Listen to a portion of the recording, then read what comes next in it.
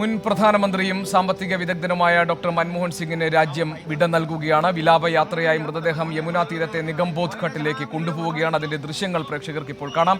AICC ആസ്ഥാനത്ത് പൊതുദർശനത്തിന് വെച്ച മൃതദേഹത്തിൽ മുതിർന്ന കോൺഗ്രസ് നേതാക്കൾ, ഘടകകക്ഷി നേതാക്കൾ ഉൾപ്പെടെയുള്ള പ്രമുഖർ ആദരാഞ്ജലി അർപ്പിച്ചു. പൂർണ്ണ ഔദ്യോഗിക ബഹുമതികളോടെ 11:45 സംസ്കാര ചടങ്ങുകൾ. S. വിജയകുമാർ നമ്മളോടൊപ്പം ചേരുന്നു. വിജയകുമാർ, ഒരുപക്ഷെ ഒരു മുൻ പ്രധാനമന്ത്രി എന്നതിനൊപ്പം തന്നെ ഒരുപക്ഷെ അതിനേക്കാൾ കൂടുതൽ ഡോക്ടർ സിംഗിനെ ഭാവി തലമുറ വിലയിരുത്താൻ പോകുന്നത് ഒരു സാമ്പത്തിക ശാസ്ത്രജ്ഞൻ എന്ന നിലയിൽ ഇന്ത്യയുടെ ഒരു സാമ്പത്തിക ജാതകം തിരുത്തിക്കുറിച്ച വ്യക്തി എന്ന നിലയിലായിരിക്കില്ലേ? ഉറപ്പായും ഒരു പ്രധാനമന്ത്രി എന്ന നിലയിലായിരിക്കില്ല. അതിനപ്പുറം ഒരു സാമ്പത്തിക വിദഗ്ധൻ, ഇന്ത്യയുടെ ധനമന്ത്രി എന്ന നിലയിൽ, ഇന്ത്യയുടെ എക്കാലത്തെയും പ്രധാനപ്പെട്ട തീരുമാനങ്ങളെടുത്ത ഒരു ധനമന്ത്രി എന്ന നിലയിൽ തന്നെയായിരിക്കും ഡോക്ടർ മൻമോഹൻ സിംഗിനെ കാലം അടയാളപ്പെടുത്താൻ പോവുക എന്നതിൽ തർക്കമില്ല. തന്നെയുമല്ല, നമ്മൾ കാണുന്ന ഇന്ത്യയുടെ വളർച്ചാ നിരക്ക് ബ്രിട്ടനൊക്കെ മുകളിലേക്ക് ഇന്ത്യൻ സമ്പദ് വ്യവസ്ഥയെ കൈപിടിച്ചുയർത്തിയതിൽ അതിന് തുടക്കമിട്ട വളരെ പ്രധാനപ്പെട്ട നയപരമായ തീരുമാനമെടുത്തത് മൻമോഹൻ സിംഗ് തന്നെയായിരുന്നു. മൻമോഹൻ സിംഗ് അന്ന് ആ തീരുമാനമെടുക്കുമ്പോൾ അന്ന് നരസിംഹറാവു നൽകിയ അകമഴിഞ്ഞ പിന്തുണ അല്ലാതെ മറ്റൊന്നും അദ്ദേഹത്തിന് കൈമുതലായി ഉണ്ടായിരുന്നില്ല. കോൺഗ്രസിനകത്ത് ഈ സോഷ്യലിസ്റ്റ് ചിന്താഗതിക്കാരായ നേതാക്കൾ അപ്പാടെ ഈ നയപരമായ തീരുമാനത്തെ ശക്തമായി എതിർത്തിരുന്നു. AICCയുടെ സമ്പൂർണ്ണ സമ്മേളനങ്ങളിലടക്കം ഇന്ത്യയുടെ ധനകാര്യ നയം അല്ലെങ്കിൽ ഇന്ത്യയുടെ സാമ്പത്തിക നയം അത് മാറ്റിയതിൽ വലിയ വിമർശനമുണ്ടായിരുന്നു. നെഹ്റുവിയൻ സോഷ്യലിസ്റ്റ് കാലത്തിൽ നിന്ന് നമ്മൾ മാറി നടക്കുന്നു എന്ന വിമർശനം കോൺഗ്രസിനകത്തു നിന്ന് മൻമോഹൻ സിംഗിനും നരസിംഹറാവുവിനും നേരെ ഉണ്ടായി. പക്ഷേ ആ ഘട്ടത്തിൽ നരസിംഹറാവു ആ വിമർശനങ്ങളെ തള്ളിപ്പറയുകയും മൻമോഹൻ സിംഗിന് വലിയ പിന്തുണ നൽകുകയും ചെയ്യുകയായിരുന്നു. യഥാർത്ഥത്തിൽ റാവുവിൻ്റെ പിന്തുണയാണ് സിംഗിന് ആ നയം മുന്നോട്ട് കൊണ്ടുപോകുന്നതിൽ നിർണായകമായത്. അതിലേറ്റവും നമ്മൾ എടുത്തു പറയേണ്ടത് പിന്നീട് വന്ന ഒരു ഗവൺമെൻറ്റും ഒരു ധനമന്ത്രിയും ഒരു ബജറ്റിലും ആ നയത്തിൽ നിന്ന് പുറകോട്ട് പോകാൻ ശ്രമിച്ചിട്ടേ ഇല്ല എന്നുള്ളത് തന്നെയാണ്. അന്ന് അക്കാലത്ത് BJP ഈ നയത്തെ എതിർത്തിരുന്നു. BJPക്ക് ഈ നയത്തോട് വലിയ വിയോജിപ്പുണ്ടായിരുന്നു.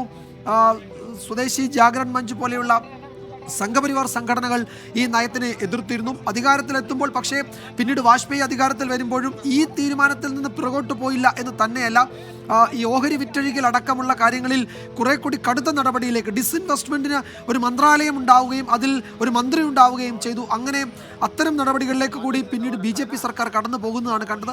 UPA 1-ലും 2-ലും ഇപ്പോൾ UPA 1-ൽ ഇടതു പാർട്ടികൾക്ക് വലിയ പ്രാധാന്യം ഉണ്ടായിരുന്നു. നയപരമായ തീരുമാനങ്ങൾ എടുക്കുന്നതിലടക്കം UPA ഇടത് ഏകോപന സമിതി യോഗം ചേർന്ന് ആ യോഗ തീരുമാനങ്ങൾ നടപ്പാക്കുന്ന ഘട്ടത്തിൽ പോലും ഇന്ത്യയുടെ അടിസ്ഥാന സാമ്പത്തിക പ്രമാണങ്ങളിൽ, അതായത് 91-ൽ നരസിംഹറാവുവിൻ്റെയും മൻമോഹൻ സിംഗിൻ്റെയും കാലത്ത് തുടങ്ങിയ ആ നടപടിക്രമങ്ങൾ, ആ പരിഷ്കരണ പ്രവർത്തനങ്ങൾ, റിഫോംസ് എന്ന നേതാക്കൾ പറയുന്ന ആ നടപടിക്രമങ്ങളിൽ നിന്ന് അവർ പിന്നോട്ട് പോയില്ല എന്ന് തന്നെയാണ് നമ്മൾ കാണേണ്ടത്. അത് ഇടതു പാർട്ടികൾക്ക് അക്കാര്യത്തിൽ യോജിപ്പില്ലായിരുന്നുവെങ്കിൽ പോലും പക്ഷേ മൻമോഹൻ സിംഗ് ആ റിഫോംസ് പരിഷ്കരണ നടപടിക്രമങ്ങളുമായി മുന്നോട്ട് പോയി.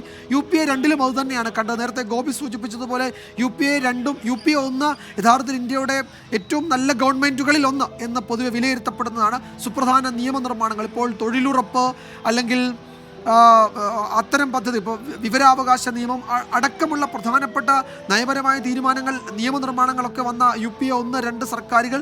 പക്ഷേ രണ്ടാം UPA ആകുമ്പോഴേക്കും അഴിമതി ആരോപണങ്ങളുടെ നിഴലിലേക്ക് സർക്കാർ വീഴുന്നു.